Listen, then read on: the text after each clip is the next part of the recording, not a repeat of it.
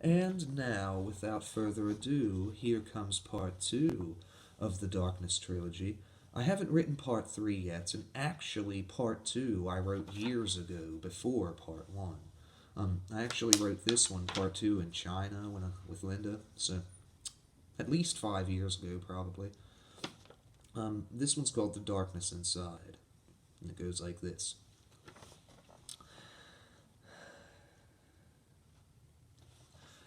The rooms are deep and dark within the house upon the hill. No one lived in it before, and I swear it's like that still. A question resides in my mind that I can't understand. Who could construct a house so old if not the hands of man? For in my studies I have found nobody built this place, and I fear that it was here before the human race. There is an ancient entity that lives within its walls, and for the darkness in your soul you'll hear its silent calls.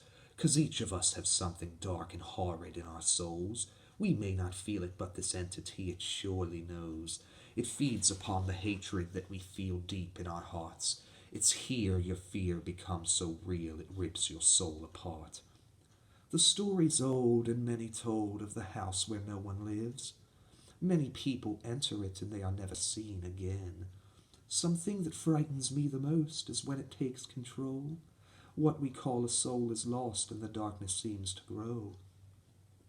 For many, many years ago the darkness was confined, but every soul the harbinger collects affects mankind, and woe be unto you, for trapped in darkness you won't die, forever tortured by the lack of light you have inside. And with each passing year the world we live in it gets worse, until the time when all mankind is lost within its curse. The entity it has a way of knowing what is dear, within us all creating the destruction that we fear. We cannot win when our darkest desires become real. For can we truly vanquish what we see and what we feel? Through further studies I have found it doesn't matter where you live on earth, you'll hear its call in hopeless, bleak despair. And without knowing how or why, you'll find you're standing there, facing its rotted, moldy doors and entering its lair. But have no fear, for hopelessness is what it throws upon. Your heart and soul believe what you perceive, and it has won. And even though we all have a darkness deep inside, not everyone can find this place, no matter how they try.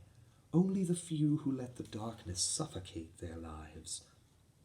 The powers that be cannot perceive where the entity began, for darkness was around before the dawn of time, my friend, and will remain unchanged after mankind's final breath. So listen very closely to the story that I tell. We've given this hateful place a name, and I'm sure you know it well. I wonder how the darkness felt before we called it hell, 'cause our perceptions of it change to match the things we tell ourselves. You may be having thoughts by now that humans always fail, for when they're trapped inside this house, they're tortured by themselves. And you are right, but that is why I write this story down. I will not let the whole world die. I know the time is now. For as the darkness grows, it cannot control who hears the sound. Its silent call within us all resounds from all around. And very soon it will have free reins upon this earth, no longer confined by the curse created by man's birth. And we will all begin to fall when facing its terrible truth. The light inside us all is gone, we've lost what we are worth. But I remember quite clearly when I was just a child, something my grandfather used to tell me with a wild smile. One day the human race will have to face its greatest trial. When stitching cloth, take one pin out and it falls in a pile. One small mistake and it's a waste, it has no shape or style. If just one man finds hope within, then it is worth the while. I couldn't comprehend back then just what it was he meant, but now it is quite clear to me the message that he sent. What happens to a chain if just one link in it is bent? Replace the link, or the whole chain has to begin again.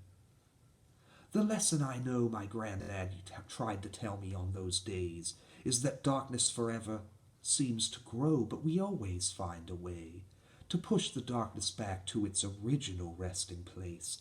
If just one man can leave this house while the hope in his heart remains, then the entity's been bested again, and humanity's been saved. I stumbled with a few words on that, but I hope you enjoyed part two.